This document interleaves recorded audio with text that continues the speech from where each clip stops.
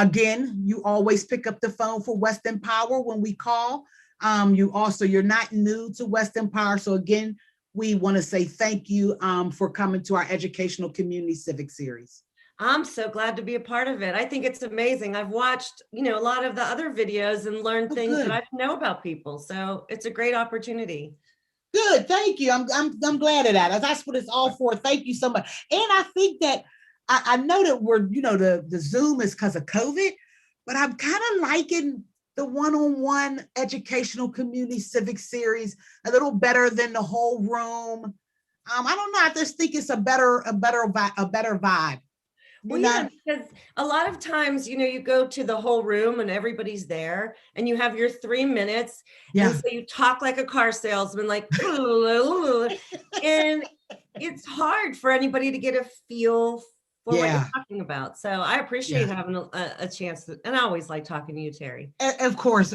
Yes. Vice versa. That's what I was just going to say. Of course, I know you, we've been, speed dial, phone number, you pick up, I pick up, whatever. But for someone who don't know you, can you tell us who you are? Okay, so that's always a hard one because sometimes I feel like I'm 5 different people, right?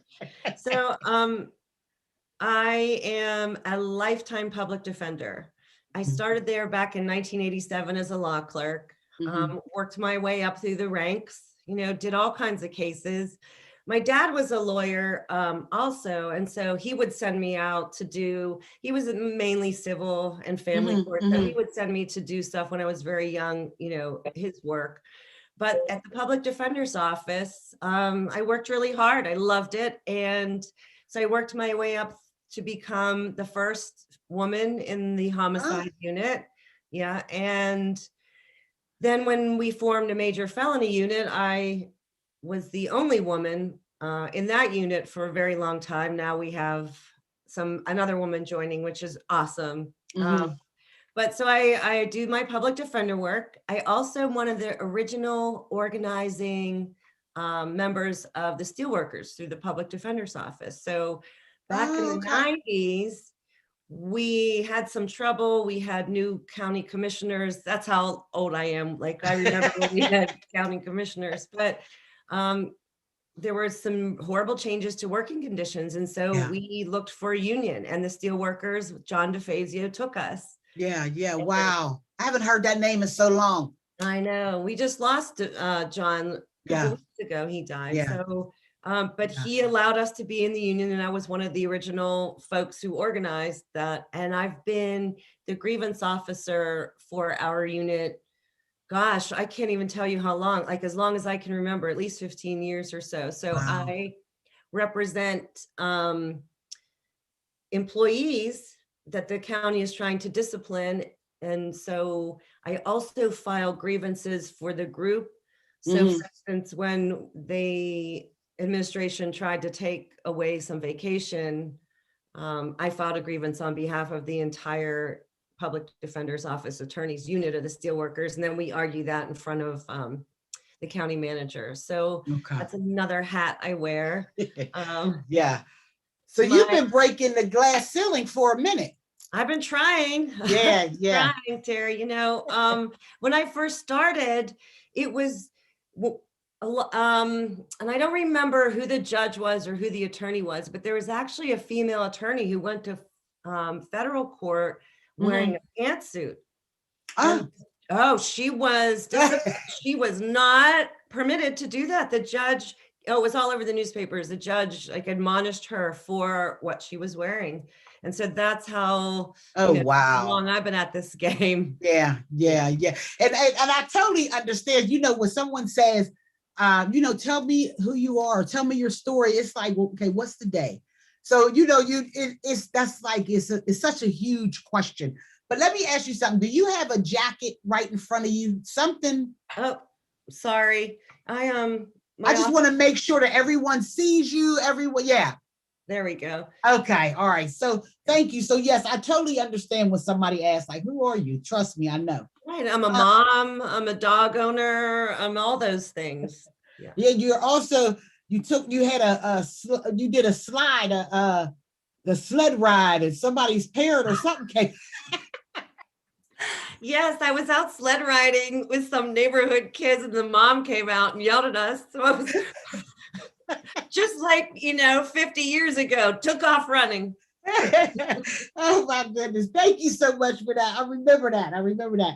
So now, you were the district attorney, you had went for the district attorney, and we had and now just educate us on why the Court of Common Pleas.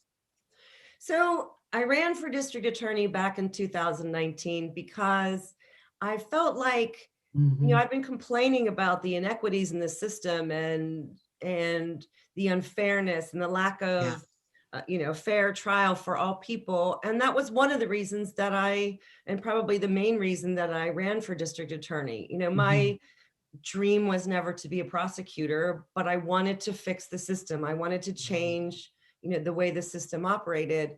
And so that's essentially why I'm running for judge as well. I think that it's an incredible opportunity with 9 spots open to change the way Allegheny County, judicial system does business. So I feel like, and I said this a lot when I was running for DA, like the system is running us. We're feeding the system instead of having the system serve the people that it's intended to serve. And that's why, I'd like to change the system so that it serves more people, not only, the people that appear in the courts, but I think what people don't always recognize is that, when a decision is made in a courtroom, it affects not only the people that are standing there, but it affects their families. Yeah. And then when it affects their families, it affects the community. Yeah. And some of our old school policies that we've had for 50 years in the war against drug we've not only destroyed individuals, we've destroyed their families, we've destroyed communities, we've destroyed our own futures because we've deprived ourselves of all the goodness that people have to give. Yeah. And you know what? I'm so glad that we were able to ask you that, because what we're hearing is, and I'm hoping that the listeners is hearing as well, is that what you chose to do was, not just complain about it and sit on the sidelines and continue to complain. You said, let me step in and get in the ring, so that's something that you have to respect, because especially if you're capable of, stepping in, making change, then let's do it, because what we cannot continue to do is sit on the sideline and complain about what we know that we can fix or help to fix or help someone else to fix. So thank you so much for that. Thank you. Well, I feel like too, there are a lot of people that feel like they're not, and I felt like this before I ran for DA. I feel like I have a lot of experience. I understand the issues. I understand the problems, but how am I going to get to a position where I can make change? And a lot of people are shut out. I don't have relationships with the, Democratic committee members, and I don't have relationships with labor, and I don't have relationships with the people in power. Yeah. So we feel like we can't try. And if anything else, if nothing else, I'm really proud that running for DA, I didn't win, but I showed that we can try. Yeah. And you can't quit. You can't say, I can't do it, I don't know the right people, or I can't do it, I don't have enough money. You have to try.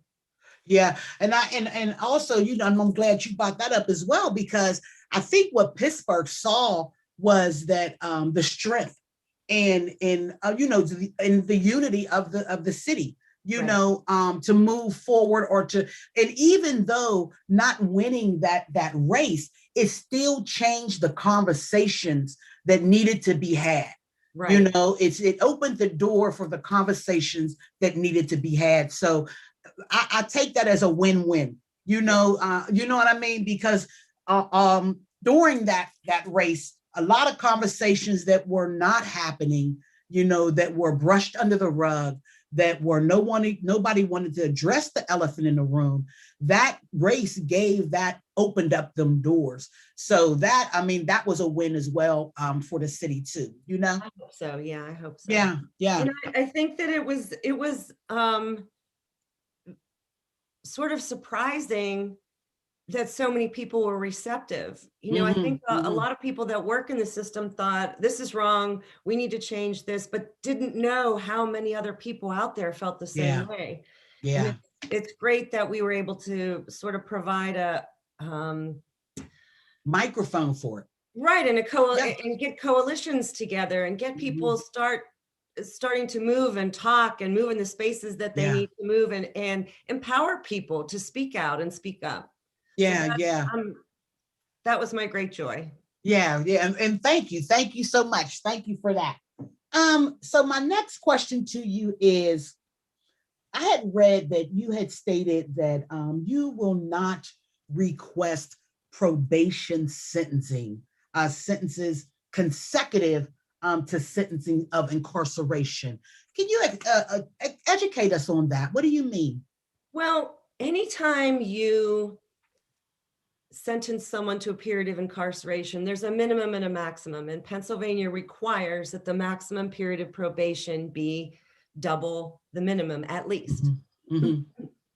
So when you say someone is sentenced to 1 year in prison, it's a 1 to 2 year sentence. Or you can sentence someone to 1 to 5 years in prison, but it has to be at least double. So the balance of the time that an individual is not incarcerated, they're on parole, which is essentially the same thing as probation.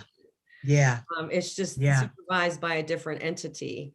And there's county probation, there's state probation, there's county parole, state parole, but you have a period of incarceration that is supposed to be rehabilitative, and then following that, you have a period of parole where the individual is in the community and supervised.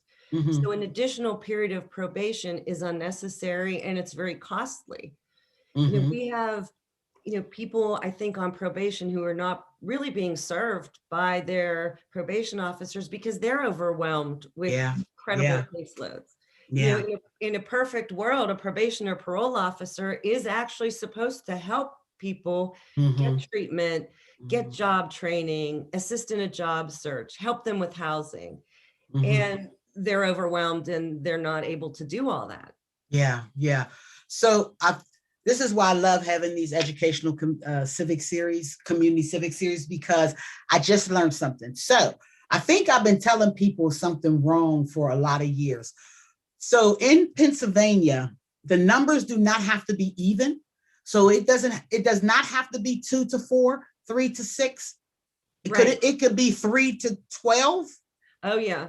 It could. I would, oh my goodness, I would argue somebody down. Like, no, it has to be even number.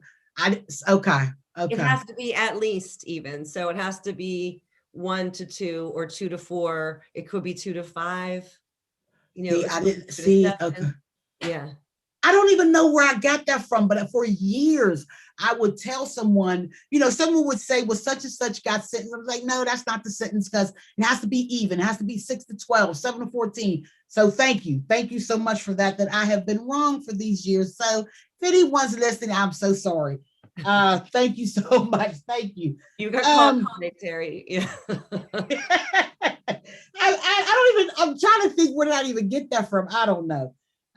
So basically so the length of probation, because why I'm staying on probation is because it's so important that we understand that the men and women that we put into these 9 seats understand how that lags on to a person. And as you just said, a person, a family, a community. Like I knew a guy who had like 20 years probation. How do you live? How do you, so I'm glad that your eye is on that. And I wanted you to, because you had said, after careful review of an individual's criminal conviction history and current charges, how would that change in any way if and when you're on the bench? So studies have shown that if a person is going to recidivate or reoffend, Mhm. it Mhm. happens usually in the first year of probation. Mhm. So when Yeah. you sentence so say somebody has committed a nonviolent crime like a theft, Mhm. and the appropriate sentence is probation, and you put them on a 10-year probation, they're going to succeed or fail most likely in that first year. Yeah. The other Yeah. 9 years of probation are unnecessary.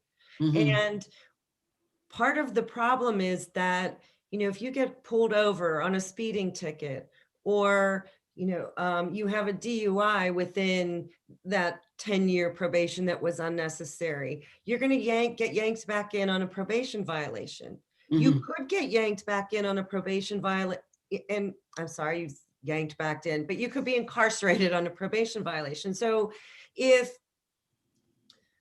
you are on probation and you fail to give your probation officer a change of address, Mhm. Mhm. that can Mhm. be a violation of probation. Mhm. You Yeah. know, there are,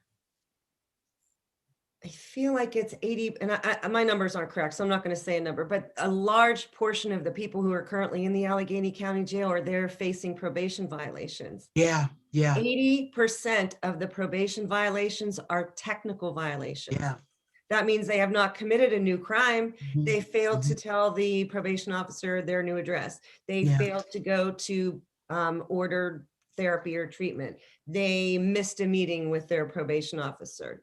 Yeah. They Yeah. had a urine test that was positive for marijuana. Yeah. And Yeah. those people are being detained in the jail. So Mhm. any progress that they've made in terms of jobs, rehabilitation, treatment is lost. Yeah. Yeah. You And it may be Yeah. months before you get in front of a judge to say, hey, judge, I'm sorry that I, Yeah. didn't change my address with my probation officer, or my child was sick and that's why I missed, the Mhm. meeting. You don't, there's isn't an opportunity to explain that. Um, After you have lost everything. right, Yeah. right. Yeah. And And so go we ahead. do I'm sorry. have an incredible need for reform in our probation and parole system. Yeah. And that's what I was reading. I was reading a lot of your um reform. You have a lot of, what, because I haven't been asking, what could we drastically see, with this 25% of the judicial seats. This is 25%, these 9 seats. What drastic change can the community see? And when I was reading with yours, you have several that you're looking to bring to the bench, and probation is one of them. You were advocating with for police agencies and communities of color, low income, to get that bond back that we used to have with the police department and Black, brown, and poor communities. So I'm glad that you have your eye on that as well, because I was reading you had some things that you would like to implement into place. So when we're talking, um, you touched a little on it with the mental health and addiction, and how that should not be a form of how to get incarcerated. So how would you use the bench for resources, or what would you do for mental health and addiction and domestic violence? I got taught that too, that we can't leave domestic violence out of that box with out of that realm with mental health and addiction. How can the Court of Common Pleas implement resources or anything, if possible, for the community? So I think that one of the things that is not well known just in the general community is that violent crimes with victims Mm, where people get hurt or can be hurt is only 15% of the crime in Allegheny County. okay. And so that's violent crime that we have to be extraordinarily concerned about and give the majority of our focus to. Yeah. The rest, 85%, is nonviolent and usually arises because the individuals who are committing those crimes or committing those offenses have a need that isn't being met. Yeah. Yeah. 75% of the people in the county jail have either a mental health problem or a Mhm. substance abuse problem. Mhm. And half of the people have both. Wow. So Yeah. when you spend $100 a day to lodge somebody in the Allegheny County Jail, where they get no treatment, we all know about the problems that the jail is having in terms of mental health treatment and Yeah. Yeah. actual, physical health treatment. It's like throwing money away. If we could take that money and invest it in communities and Yeah. community-based treatment centers, we could keep people out of the jail, which keeps them from losing their housing, which keeps them from losing their jobs, which keeps them a part of a family that's going to Mhm. be supportive and that they support. We're going to strengthen our communities and increase our safety. Yeah. Because when Yeah. you lodge somebody in the jail and don't give them, appropriate treatment, Mhm. they're going to be in the same position when they leave Yeah. that they were when they started. So we can actually use money in a more productive way by giving people the treatment that they need. Another Yeah. Yeah. problem that we have is, and there are specialty courts that give people treatment. Unfortunately, you have to plead guilty to get into Yeah. every single one except ARD. Yeah. So, one horrible example is I had a client who he was a veteran and he was an older gentleman and he had drugs in his car. And so we were talking to the judge about sentencing on that case. Mhm. And there was a program called Triple RI, which gives you good time basically for a state sentence. And the DA said he wasn't eligible. And I looked at the DA and said, why isn't he eligible? Because my client had told me he didn't have prior convictions. Oh, he had Mhm. a gun case in such and such a year. So I sat down and talked to my client and said, they're telling me you have a gun case. You didn't say that he said, oh, no, I don't have a gun case. That was in veterans court. So even he did not understand that he Yeah. had pled guilty to a crime. He thought that because he was in a specialty court, he didn't have Yeah. a conviction. And, when you saddle somebody with a conviction, Mm. that means there are a lot of, repercussions to having a criminal conviction. Yeah. Yeah. Sentencing options in the future are just one of them. Yeah. You become unemployable, you Yep. can't get public housing. You owe a tremendous fortune in court costs for most common pleas cases. Yeah. Um, Yeah. so we need to make a great effort to structure our specialty courts so that we're not building people up by giving them the treatment that they need and then smacking them down at the same time with a criminal conviction. There's no reason Mhm. that conviction needs to be a prerequisite to appropriate treatment.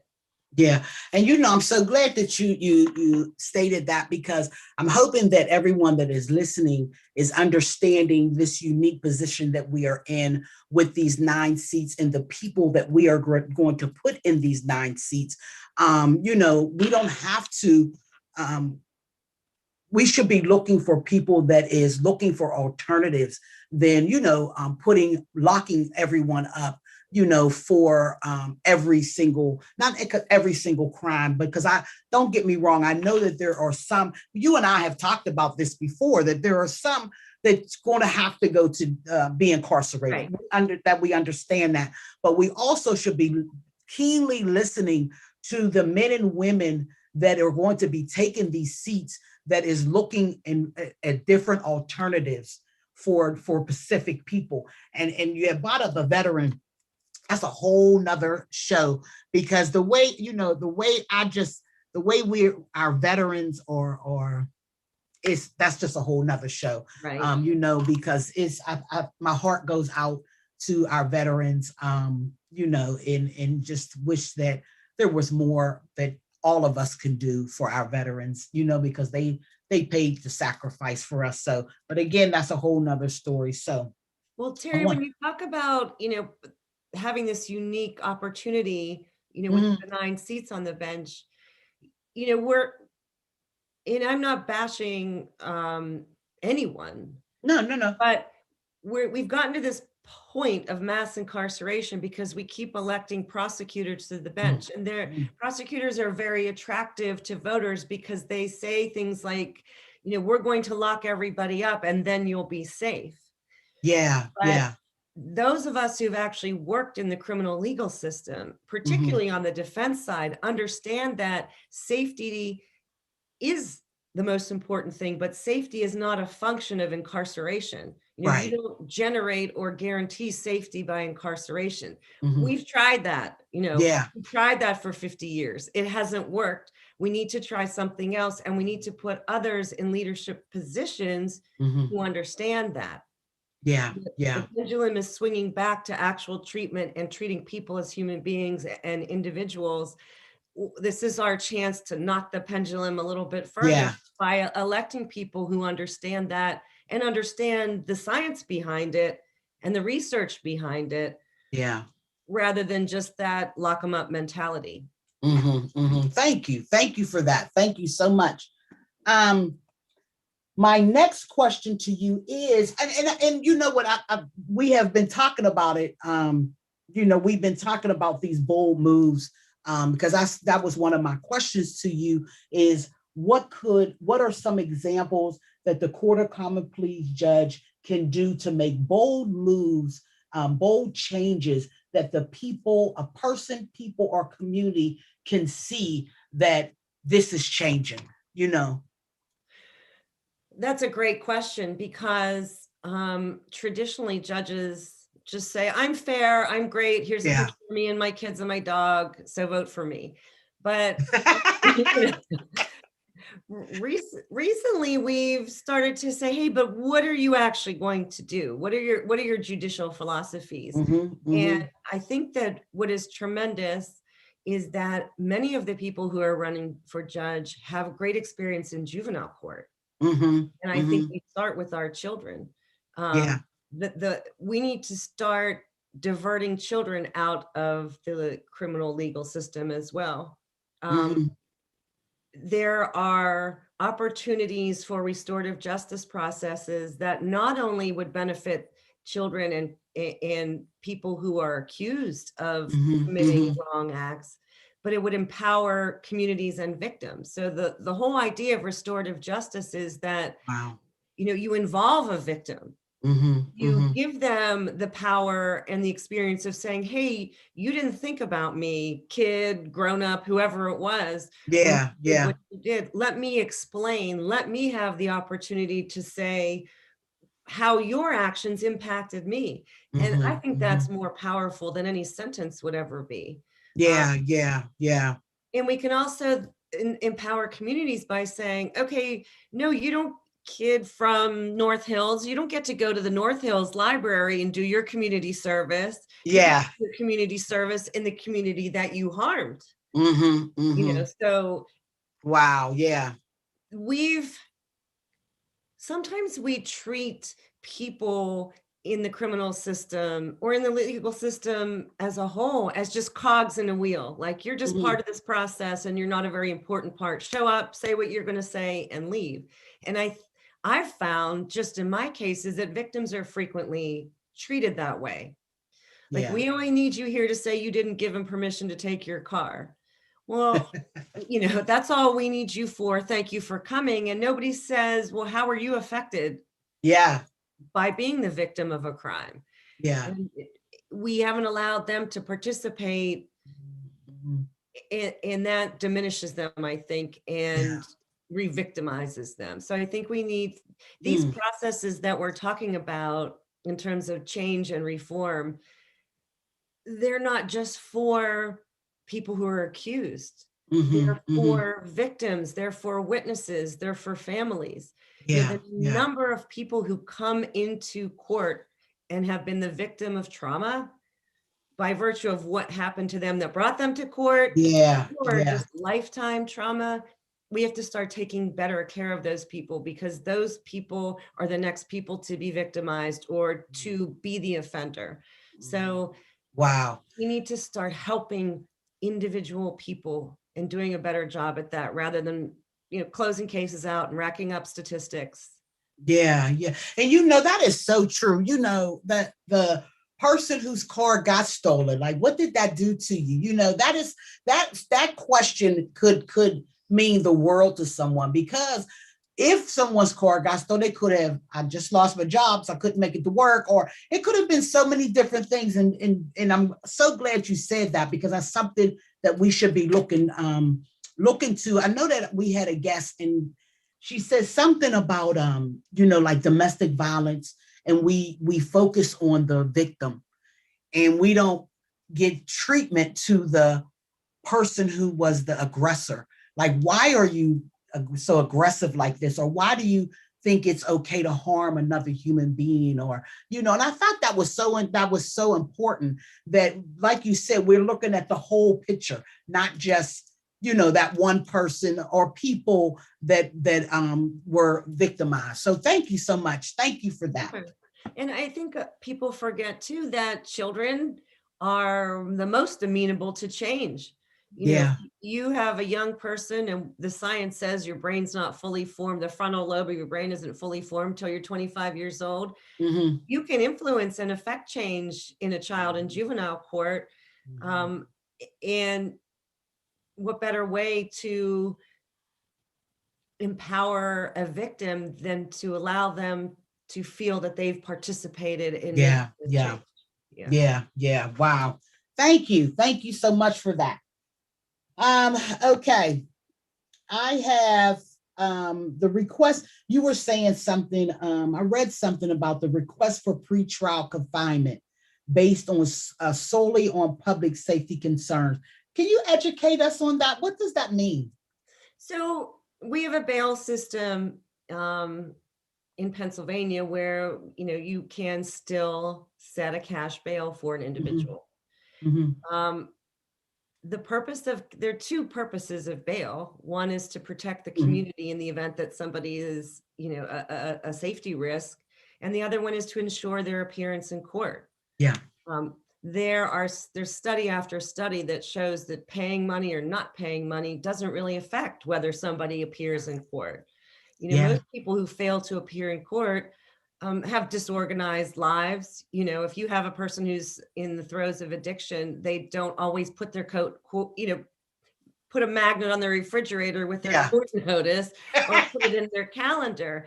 And, some jurisdictions are sending mass text messages out to people who have court. Oh yeah. And it works tremendously because people, we've all forgotten to go somewhere. Mm-hmm. Yes. But anyway, those are the two goals supposedly of setting a cash bail.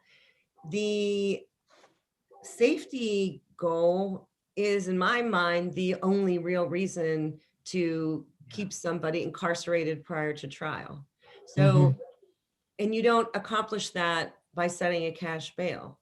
Mm-hmm. If someone is a danger to the community, if they're accused of a violent crime and there's a prima facie case already made, in other words, they've had a preliminary hearing where the Commonwealth has at least put in evidence that says, yes, this is the person who probably committed the crime and there probably was a crime committed, then that person should not be out in the community if they're a danger. If you set a cash bail, there's an opportunity for that person to be in the community. And we don't want that. Yeah. There is no necessity for cash bail except in a very rare or extraordinary circumstance. Got you. Okay. So I guess I would say the only options for bail would be release, meaning you just go home because it's a nonviolent crime and we don't believe that you're a danger to the community or to another person. Release with conditions, like, yes, you can go home because we don't believe you're a danger to another person or the community, but there are things that you can do to help yourself. You have a mental health issue, which probably led to your being arrested in the first place. So you need to get mental health treatment. Or you need, we're concerned that you've been a person who hasn't come to court before. We're going to need you to check in with the bail agency once a week to make sure that we get any changes or know where you are.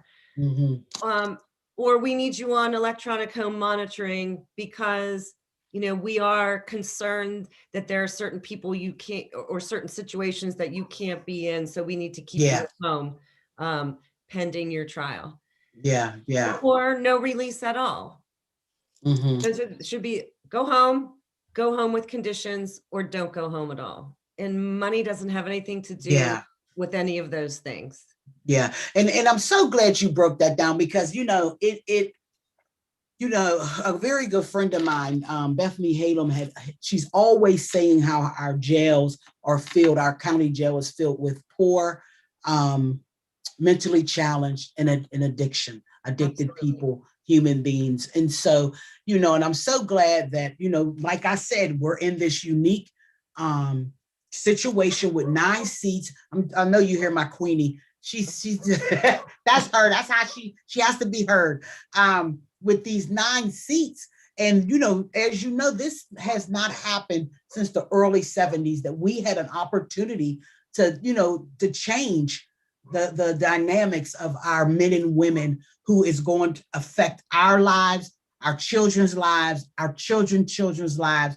So I'm just so thankful that we are hearing and listening and able to be a part of this. So thank you so much for that. Couple more questions. Tell us something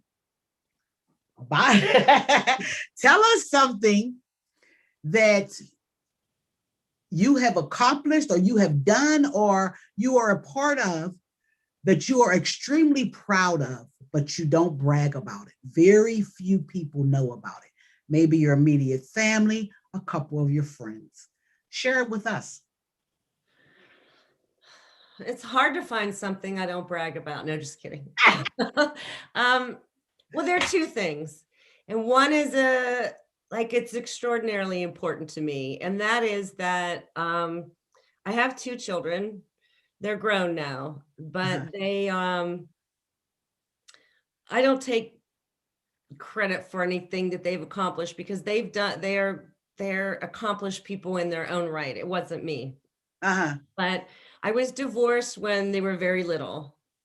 And it was not a pleasant divorce. We were in family court and fought about everything. But at some point, my ex-husband and I were able to come to the realization that we cannot wreck our family because our marriage didn't work. And so we are a family. Yeah. We've gone on trips together. We do everything that a family does that's intact. We're just not married, and I'm really proud of that, because there wasn't, you get in these emotional situations, and it's hard to separate emotion. Yeah. But that is something I am really, really proud of, that although our marriage didn't work out, we're still a family, and my kids, love their dad, and they don't hear a bad word from me about him, because he's their dad, and every kid should think their parents are great. So that's my heavy one that I'm most proud of. The other one is, so when I got divorced, I had to move. So, I really wanted my kids to be in a good school district, but I didn't have them, I didn't have a lot of money. I was a public defender. So I bought a house that needed a great deal of work, like red tag furnace, a little bit of the roof was missing. And so I've spent 20 years, working on this house. So I have 2 dogs. I had 3 at one point. I've always had dogs, always had kids. And my daughter was one of those children that like to make magic potions in her room. Yeah. We had glitter glue and shampoo and, food coloring, and she would make magic potions in her room. And we had dogs, and the other one was a baseball player. So there was stuff everywhere. So at some point I said, this carpet has to go on the 2nd floor, and I really want something easy to clean. So bamboo was inexpensive, and I went out to Lumber Liquidators and got my bamboo, and I asked them, okay, so how much would it cost to install? And the bamboo was like $1.29 a square foot. It was inexpensive in terms of floor covering. And they said $4 a square foot. And I said, wait a second, I'm only paying $1.29 for the actual bamboo, but you want to charge me $4 a square foot to put it in. And I was doing the math in my head and thought, I can't do it. Yeah. So I bought my bamboo, and I bought myself a chop saw. And I bought myself a little jigsaw and watched YouTube videos, and I ripped out every inch of carpet on the second floor of my Oh, what? house and all the carpet strips. And I put, I guess, I don't know, it's 1,000 square foot of bamboo. I installed it myself with my compressor and my nail gun.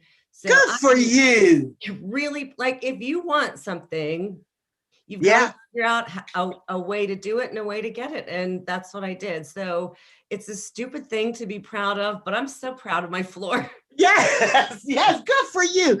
Good for you. And with your family now, you have to be careful because you know there are sitcoms that will love to do your family. Oh, The piss, but yes, they would love to do your family. But good for you. And thank you for sharing a piece of yourself with us. Now, my next question to you is for the Court of Common Pleas, why you? Why me? Mhm. You know what? There are a number of extraordinarily talented, visionary people who are running. And so I don't just say just me. I say you've got to pick some of these other folks too.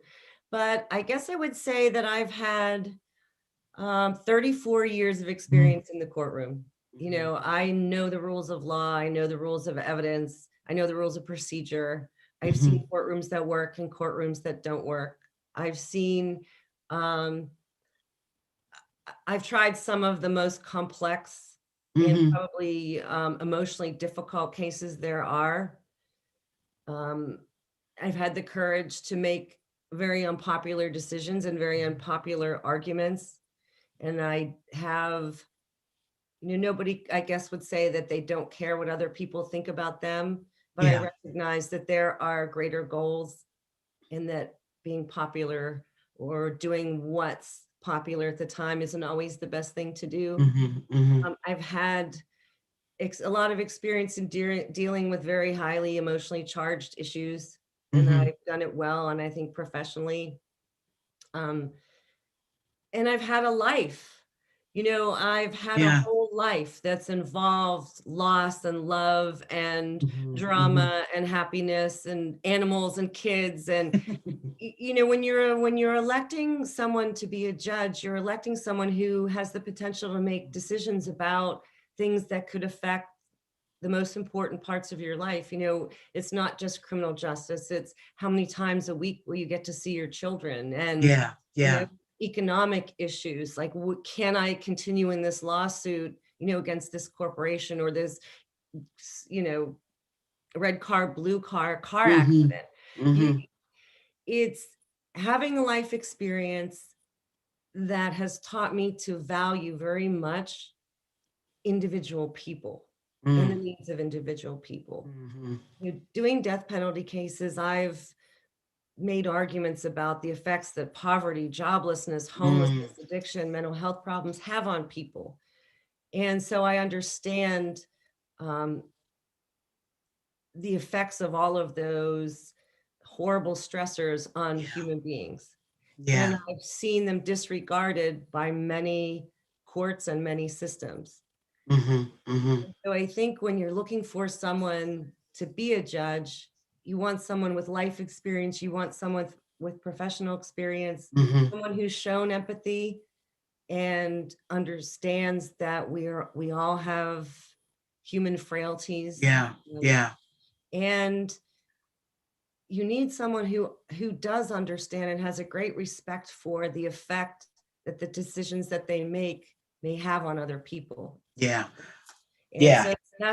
I think that's why me, because I have a deep respect for other human beings. And I think that we need more judges who do have that deep respect, not only for the law and following the rule of law, but for acknowledging the effects on people and communities. Thank you. Thank you so much. Thank you for that. Now, I thought someone may have some questions for you that I didn't ask, or they may want you to elaborate on something that we, you know, touched on or talked about. Or they may even want to volunteer. How can someone get in touch with you? All right, so it's lisa@lisamiddleman.com is my email address.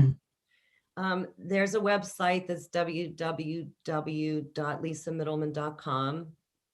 And my cell phone number is, I don't know if it's on it's 412 Mhm. 414 5861. So I'm Okay. always available, accessible. I honestly think that's one of the most important things that a judge can be, is accountable and accessible. So Yeah. you can find Yeah. me, I'm around. Okay. Now, before we wrap it up, is there anything that you would like to say? You're asking a lawyer if there's anything they want. Let's see, you got an hour, but no, I think I would like to say that I hope people do research. I Mhm. hope they vote. I hope they talk to other people about voting, because a lot of times you think, how does that affect me? Mhm. This Mhm. election won't really affect me. I don't go to court. I don't, I'm not ever going to see a judge. Yeah. You don't Yeah. know you don't know fully what the repercussions are of decisions that are made in courtrooms, and what they can be on your life and on Yeah. community. So please take this opportunity to look at every candidate and research and see if you agree with their positions. Look at their body of work, so to speak. Mhm. Um, Mhm. Did they decide they were interested in reforming the justice system, 10 minutes before they announced that they were running for judge? Or do Yeah. they Yeah. have a history of working for children, working for Mhm. families, working for um, equality Mhm. and human rights? Mhm. And then make your decisions. But please do make decisions, be Yeah. involved Yeah. and vote. And that's the one thing I'd like to say. Yeah, and I'm glad you bought that you something that you said, because there are some of us that feel, I don't get in trouble. No, I'm not saying that. I'm saying that some of us, may say, I don't get in trouble. My kids are good. My husband's good. My wife is good. My family's good. But we have neighbors. We have different family members, and we have friends. So we have to pick these individuals for them. If it's not, if it's not me that is getting in trouble, I have to think about, I have neighbors, my neighbors have kids, my cousins, my aunts, uncles. So I'm glad you brought that up, that it is, let's do our research for the betterment of all of us, for all of our communities. So thank you so much. And if that's all you have to say, ladies and gentlemen, Lisa Middleman, running for Court of Common Pleas. If you have any more questions for her, please reach out. If you would like to volunteer, please reach out. She is accessible. Lisa Middleman, running for Court of Common Pleas. Thank you so much for coming and stopping past Western Power and educating us at our Educational Community Civic Series. Thank you, Terry. I appreciate it. And like I said, I always love talking to you. Always. Yes. Yes. Thank you. Thank you so much. Sure.